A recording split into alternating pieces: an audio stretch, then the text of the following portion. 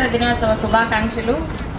ప్రజలకు మేము ఎంతో రుణపడి ఉన్నాము. ఈరోజు అందరూ సపోర్ట్ చేస్తున్నారు. ఈ ఇండిపెండెన్స్ డే అనేది అందరికి సంబంధించిన విషయమే, మనమేమో ప్రత్యేకమేమీ లేదు.